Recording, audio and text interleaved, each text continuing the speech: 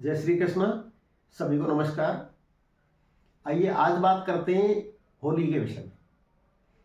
इस वर्ष होली का जो त्यौहार है उसके विषय में बहुत ज़्यादा कन्फ्यूज़न है और सामान्य व्यक्ति ही नहीं बल्कि पंचांगकर्ता भी एक मत नहीं है। आम जनता भी इससे काफ़ी परेशान है किस दिन हम होली मनाएं, अर्थात किस दिन होलिका दहन करें।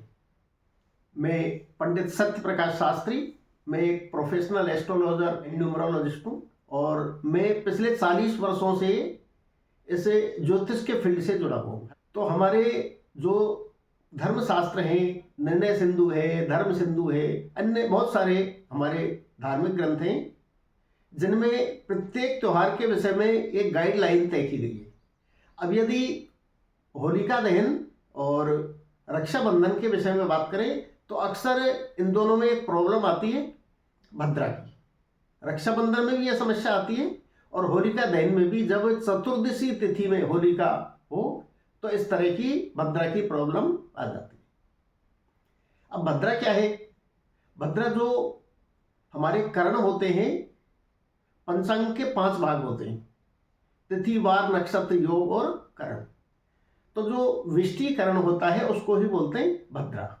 और हमारे शास्त्रों में बताया गया है कि भद्रा में कोई भी शुभ कार्य न करें। अब सबसे पहले हम देखते हैं कि इसके होली का निर्णय करने के नियम क्या है। तो हमारे शास्त्रों के अनुसार होली का दहन कब करना चाहिए, इसका पहला नियम है कि उस दिन पूर्णिमा तिथि हो, अर्थात पूर्णिमा तिथि में ही होली का दहन होता है, नंबर 1। नंबर 2 कि सूर्यास्त के बाद ही होली का दहन होता है।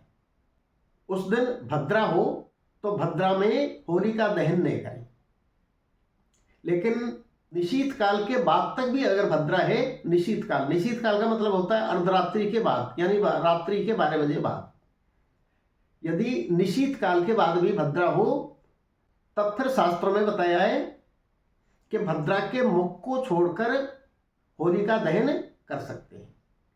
तो इस वर्ष यदि हम पूर्णिमा के विषय में बात करें तो जो पूर्णिमा तिथि है वह 2 मार्च 2026 को शाम को 5:56 से पूर्णिमा तिथि का आरंभ हो रहा है, अर्थात पूर्णिमा तिथि का प्रवेश हो रहा है। और ये जो पूर्णिमा तिथि है ये 3 मार्च को शाम को 5:05 तक रहेगी। उसके बाद में प्रतिपदा तिथि का आरंभ हो जाएगा। तो यदि हम बात करें रात्रि के समय होलिका दहन करने का, तो रात्रि के समय केवल हमें 2 मार्च में ही पूर्णिमा तिथि प्राप्त होती है। यदि हम 3 मार्च के विषय में बात करें, सूर्यास्त से पूर्व ही जो पूर्णिमा तिथि है वो समाप्त हो जाती है।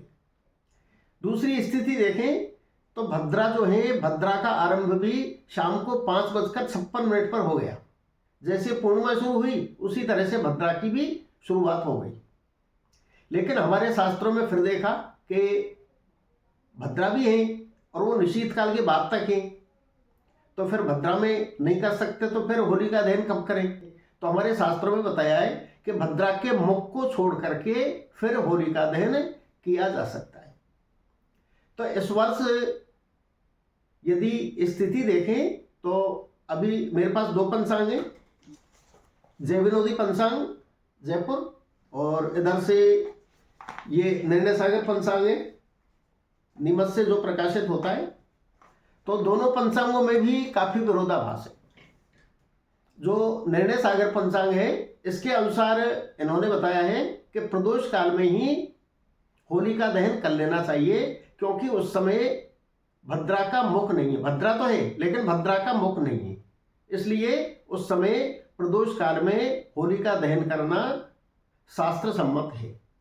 लेकिन यदि दूसरे पंचांग के विषय में बात करें, जय विनोदी पंचांग जयपुर, तो उन्होंने लिखा है कि होली का दहन भद्रा के पुच्छ भाग में, भद्रा का जो पिछला भाग है, भद्रा का समय शाम को 5:56 से शुरू होगी, 3 मार्च को सुबह 5:29 तक रहेगी। रात्रि 1:25 के बाद से और जो भद्रा का पुच्छ भाग है उसमें होलिका दहन कर सकते हैं। तो दूसरे दिन जो 3 मार्च है, दिन के समय तो होलिका दहन होता ही नहीं है, वो होता है सूर्यास्त के बाद, और सूर्यास्त के बाद हमें पूर्णिमा तिथि की प्राप्ति नहीं हो रही है। और इसके अलावा अगले दिन यानी 3 मार्च को चंद्र ग्रहण भी है। चंद्र ग्रहण जब भी शुरू होता है तो उससे 9 घंटे पहले सूतक आरंभ हो जाता है। तो इस तरह से हमारे यहाँ जो सूतक की स्थिति है वो लगभग 9 बजे के आसपास हमारे यहाँ चंद्र ग्रहण का सूतक आरंभ हो जाएगा। और चंद्र ग्रहण में तो होलिका दहन होता ही नहीं है। अब ये जो 2 स्थिति हैं, 2 मार्च को शाम को प्रदोष काल में होलिका दहन किया जा सकता है, भद्रा है लेकिन भद्रा का मुख नहीं है। और दूसरी स्थिति अर्धरात्रि के बाद में भद्रा का जो पुच्छ भाग है उसमें भी होलिका दहन किया जा सकता है। तो यदि शास्त्र के अनुसार हम बात करें तो दोनों ही समय उपयुक्त हैं, क्योंकि दोनों ही समय भद्रा तो है लेकिन भद्रा का मुख नहीं है। धूलेंडी जो होती है रंगों का त्योहार, उसके विषय में भी काफी लोगों में कंफ्यूजन है। लेकिन यदि धूलेंडी की बात करें तो उसका एक नियम है कि जब भी होलिका दहन होता है उसके दूसरे दिन ही धूलेंडी होती है, अर्थात 3 मार्च को ही रंगों का त्योहार धूलेंडी होगा। लेकिन इसके बाद में फिर 4 तारीख को प्रतिपदा ही तिथि होगी, इसलिए 4 तारीख को दोज नहीं होकर के जो दोज का जो त्योहार है वो 5 मार्च को मनाया जाएगा। यदि आपको मेरे द्वारा दी गई जानकारी पसंद आती है तो वीडियो को लाइक करें, चैनल को सब्सक्राइब करें। धन्यवाद।